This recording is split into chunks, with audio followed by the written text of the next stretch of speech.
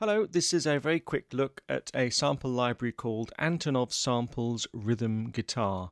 Antonov Samples only makes, I think, 2 libraries, and you can see their web address on the GUI of the Kontakt instrument there, which is www.antonovsamples, that's all one word, antonovsamples.com. This is a rhythm guitar library, a Stratocaster rhythm guitar library, and it's designed to be able to create kind of jangly Stratocaster rhythm guitars. It consists of a set of samples, individual strings that can be made up into chords of a Stratocaster guitar strummed up and down, fairly high velocity, so it sounds quite jangly. And it's also got some dead notes, so just the guitar strings being thwacked.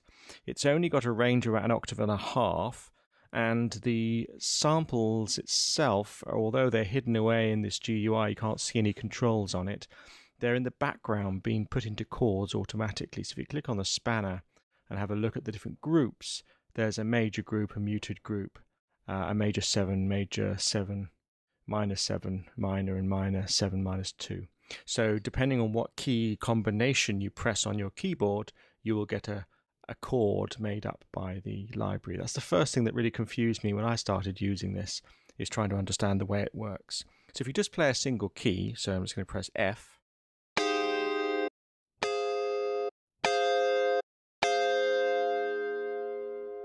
the library strums a chord of F minor 7 minus 2. And we know this because it's lighting up.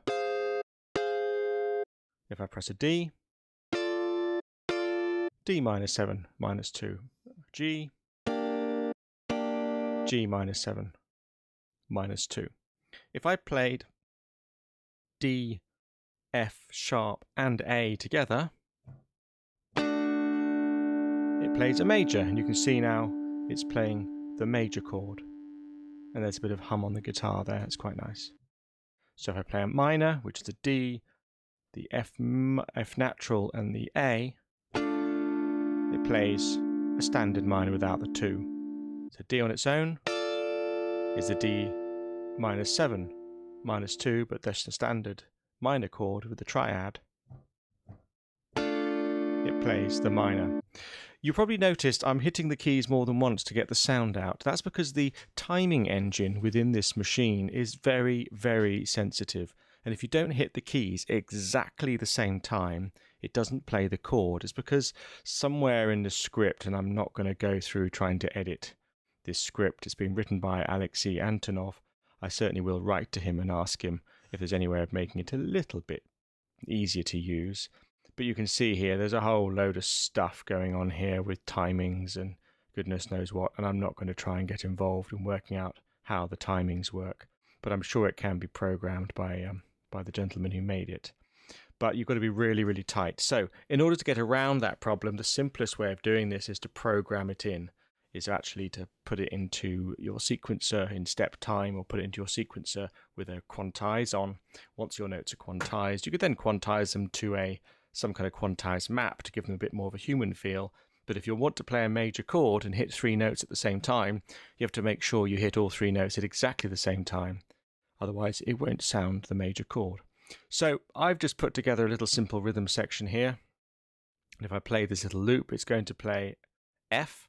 Because I'm only playing a single note, it's going to play F minus 7 with a minus 2. So it's going to be F minus 7 without the second note in the chord. So that's going to be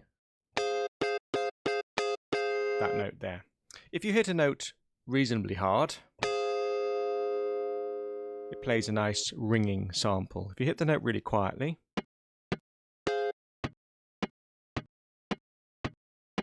you can hear it's doing a mute. If I hit the hard key really hard, I also get a mute. So you can see here with the velocity mapping of this sample that every time a low velocity has been hit, so these little notes here, here, here, and over here, those are mutes. And where notes are hit somewhere in the middle, they will be the chord. So if I play now,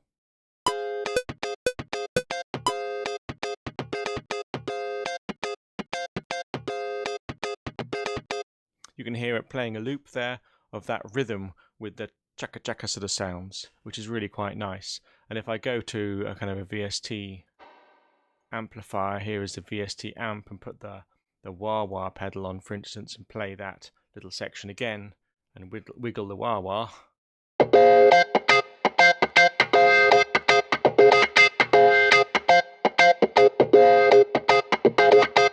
You can get some fairly convincing sounding rhythm guitar, especially a jangly, funky rhythm like that. But you may think, oh my goodness, that's just a nightmare to be able to program that all the way through for every single note. And it would be. So one quick trick is to find the chord you want to do, and then using the drag and drop functions of Cubase is drag in. So I'm going to change this from being the major chord, the minor chord with a -2, now it's a full major chord. And now if I want to change that from an F major and the second set of bars I want to be in a C major, I can simply grab the root note, because I know this is in a standard triad, press the copy function,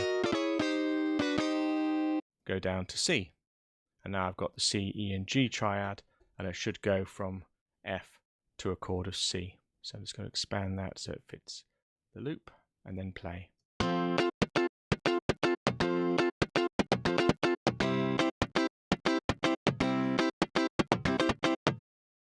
Brilliant. And if I want to then go to a minor, let's say I just want to go to A minor, I could simply go to A major by grabbing the C, dragging and dropping up onto the A, taking the C sharp, let's just move that out of the way, taking the C sharp and dropping it down to be a C natural, and now you've got the chords going from F major to C major and then back up to A minor.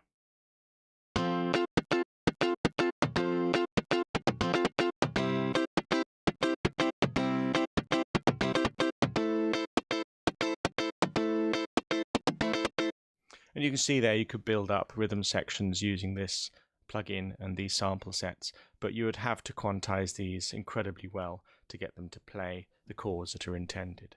So that's a quick guide to rhythm guitar. Rhythm guitar can make some pretty good rhythm sections if you can kind of disguise them among other instruments. You can probably get away with some kind of funky jangly pop and funky guitar.